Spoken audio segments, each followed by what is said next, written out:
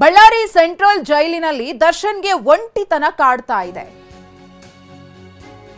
Ballari central ಜೈಲಿನಲ್ಲಿರುವಂತಹ ನಟ ದರ್ಶನ್ಗೆ ಒಂಟಿತನ ಕಾಡ್ತಾ ಇದೆ. ನಿನ್ನೆ ರಾತ್ರಿಯಿಂದಲೂ ಕೊಲೆ ಆರೋಪಿ ದರ್ಶನ್ ಚಡಪಡಿಸ್ತಾ ಇದ್ದಾರೆ. ನ್ಯಾಯಾಂಗ ಬಂಧನ ವಿಸ್ತರಣೆಯ ಆತಂಕ, ಹಾಗಾಗಿ ದರ್ಶನ್ರಿಗೆ ಒಂದು ರೀತಿಯ ಭೀತಿ ಎದುರಾಗಿದೆ. ಬೇರೆ ಬೇರೆ ಜೈಲಿಗೆ ಶಿಫ್ಟ್ ಮಾಡುವಂತೆ ದರ್ಶನ್ ಮನವಿ. ಬೇರೆ ಜೈಲಿಗೆ ಶಿಫ್ಟ್ ಮಾಡಿಸುವ ಬಗ್ಗೆ ಪತ್ನಿಯೊಂದಿಗೆ ಚರ್ಚೆಯನ್ನ ಕೂಡ ಮಾಡಿದ್ದಾರೆ.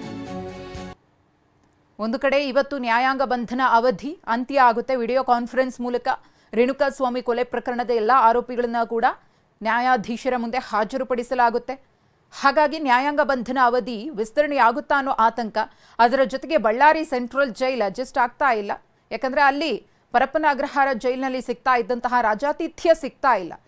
ಹಾಗಾಗಿ ಬೇರೆ ಜೈಲಿಗೆ ಶಿಫ್ಟ್ ಮಾಡಿಸುವ ಬಗ್ಗೆ ಪತ್ನಿಯ ಜೊತೆಗೆ ದರ್ಶನ್ ಚರ್ಚೆಯನ್ನ ಮಾಡಿದ್ದಾರೆ ಅನ್ನೋದ್ರ ಬಗ್ಗೆ ಮಾಹಿತಿ ಇದೆ. ಕೋರ್ಟ್ ತೀರ್ಪಿನ ಬಳಿಕ ಜಾಮೀನು ಅರ್ಜಿ ಸಲ್ಲಿಕೆಯೂ ಕೂಡ ಆಗಬಹುದು ಅಂತ ಹೇಳಲಾಗ್ತಿದೆ.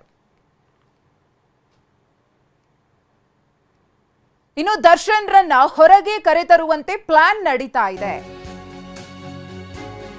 ದರ್ಶನ್ ಹೊರಗೆ ಕರೆತರುವಂತೆ ಪ್ಲಾನ್ ಮಾಡಲಾಗ್ತಾ ಇದೆ. ಪೆರೋಲ್ ಮೇಲೆ 2 ಗಂಟೆ ಹೊರತರುವುದಕ್ಕೆ ಪ್ಲಾನ್ ಆಗ್ತಾ ಇದೆ. ಬೆಂಗಳೂರಿನಲ್ಲಿ ನಿರ್ಮಾಪಕ ಶಿಲ್ಪಾ ಶ್ರೀನಿವಾಸ್ ಅವರು ಕೊಟ್ಟಿರುವಂತಹ ಹೇಳಿಕೆ, ಉಪೇಂದ್ರ ಸಿನಿಮಾಗೆ 25 ವರ್ಷ ಆಗಿದ್ರಿಂದ ಕಾರ್ಯಕ್ರಮವನ್ನು ಆಯೋಜನೆ ಮಾಡಲಾಗ್ತಿದೆ. ಸ್ಯಾಂಡಲ್ವುಡ್ನ ಎಲ್ಲಾ ಸ್ಟಾರ್ಗಳನ್ನ ಕರೆತರುವ ಪ್ಲಾನ್ ಇದೆ. ಸುದೀಪ್, ದರ್ಶನ್ ಎಲ್ಲರನ್ನೂ ಕರೆತರುವುದಕ್ಕೆ ಪ್ಲಾನ್ ಇದೆ. ಹಾಗಾಗಿ ದರ್ಶನ್ ರನ್ನ ಒಂದು 2 ಗಂಟೆ ಅವಧಿಗೆ ಪೆರೋಲ್ ಮೇಲೆ ಹೊರತರುವ ಬಗ್ಗೆ ಚಿಂತನೆ ಆಗ್ತಿದೆ. ನಮ್ಮ ದರ್ಶನ್ ಇಲ್ಲ 25 ವರ್ಷ ಚಿತ್ರರಂಗದ ಉಪೇಂದ್ರ ಪಿಕ್ಚರ್ 14ಕ್ಕೆ ಆಗೋದ್ರಿಂದ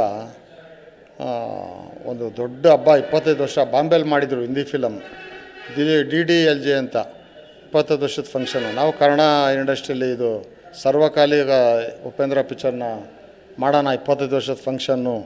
ಆ ಫಂಕ್ಷನ್ಗೆ ಎಲ್ಲ ಇಡೀ ಉದ್ಯಮ ಜೂನಿಯರ್ ಆರ್ಟಿಸ್ಟಿಂದ ಹಿಡಿದು ಟಾಪ್ ಎಲ್ಲರೂ, ಸುದೀಪ್ ಸಾರು, ಶಿವ, ಎಲ್ಲ ರಾಜ್ಕುಮಾರ್ ಫ್ಯಾಮಿಲಿ ಎಲ್ಲರೂ ಕರೆಸಿ ಎಲ್ಲ ಇವ್ರಿಗೂ ಟೆಕ್ನಿಷಿಯನ್ಸ್ಗೆ ಆಮೇಲೆ ಒಕ್ಕೂಟದವ್ರಿಗೆ ಎಲ್ಲರಿಗೂ ರಜಾ ಕೊಡಿಸಿ ಅವತ್ತು ನಾವೇ ಇದು ಮಾಡಿಸಿ ಒಂದು ಉದ್ಯಮದ ಹಬ್ಬ, ಕರ್ನಾಟಕ ಚಿತ್ರೋದ್ಯಮದ ಹಬ್ಬ ಮಾಡೋಣ ಅಂತ ಎಲ್ಲ ಪ್ಲ್ಯಾನ್ ಮಾಡಿದೆ. ಆಮೇಲೆ ದರ್ಶನ್ ಸಾರ್ಗೂ ರಾಯರ್ ಮುಖಾಂತರ ಡೆಪಾಸಿಟ್ ಕಟ್ಟಿ ಇದು ಉದ್ಯಮದ ಹಬ್ಬ 2 ಅವರ್ ಕಳಿಸಿ ಇದರಲ್ಲಿ ಪರವಲ್ಲಿ ಕಳಿಸಿ ಅದಕ್ಕೆ ಡೆಪಾಸಿಟ್ ನಾವು ಕಟ್ತೀರಿ ಅಂತೇಳಿ ಬೇಲ್ಗೆ ಅಪ್ಲೈ ಮಾಡೋಕ್ಕೆ ಲಾಯರ್ನು ಕನ್ಸಲ್ಟ್ ಮಾಡಿ ನೋಡಿದೆ. ಇದ್ರದ್ದು ನಡೀತಾ ಇತ್ತು ಇದು. ಇದ್ರ ಮಧ್ಯ ನಮ್ಮ RK ಸಿನಿ ಗ್ರೂಪ್ಸ್ ಅಂತ ಒಬ್ಬರು ಒಳ್ಳೆ ಆಫರ್ ಕೊಟ್ಟು ಈ ಸಿನಿಮಾನ ಪರ್ಚೇಸ್ ಮಾಡಿಕೊಂಡು ನನ್ನ ಮುಖಾಂತರ ರಿಲೀಸ್ ಮಾಡ್ತಾವ್ರೆ ಕಮಿಷನ್ ಬೇಸಸಲ್ಲಿ. ಅವ್ರನ್ನೂ ಮುಂದೆ